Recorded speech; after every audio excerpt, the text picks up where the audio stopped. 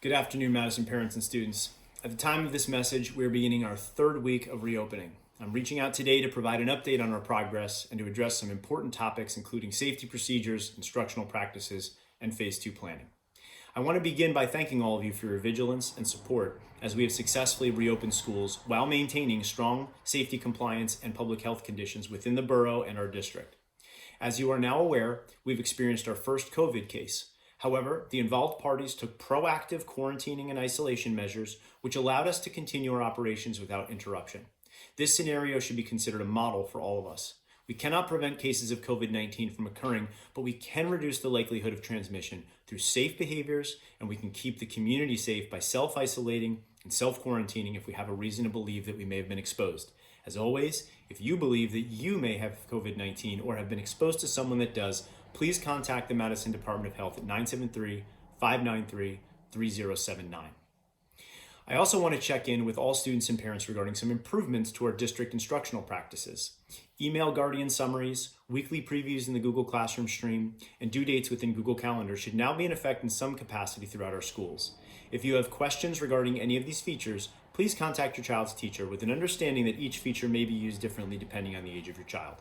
We will be sending a survey to all parents shortly to gather your feedback regarding the implementation, usage, and effectiveness of these practices later this week. Lastly, I'd like to share more details regarding our planned shift to Phase 2. We've received numerous requests from the parents of elementary students that would like us to fast-track this transition. However, all families should be aware of the following points. First, Phase 2 planning is underway for all students, with elementary students receiving priority. And while all students benefit from being in school every day, we recognize that our younger students carry the least risk and the greatest reward from in-person learning. While we finalize our procedural, scheduling, and safety preparations for Phase 2, please know that we will be giving priority in this shift to our elementary students. Nevertheless, we are simultaneously planning for Phase 2 at MJS and MHS.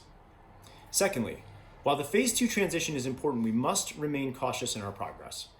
As was made clear with the news of our first COVID-19 case, we must remain vigilant, ensuring that our safety procedures are at the forefront of our minds.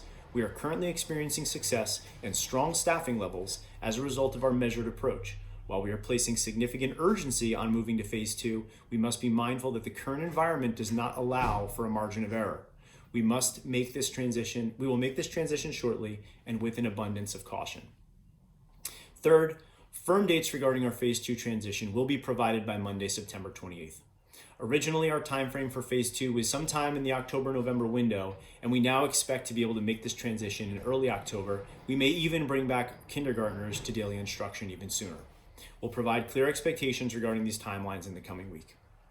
In close, I want to reinforce the message that we are all responsible for successful school operations. Our faculty, staff, and students and parents must engage in safe behaviors that will maintain our community health. By remaining diligent and vigilant in completing the daily health screener, by complying with health procedures, and avoiding high-risk activities, we can all ensure that our Phase 2 transition is not delayed. Thank you for your partnership and our efforts and our community efforts in keeping everyone in Madison strong.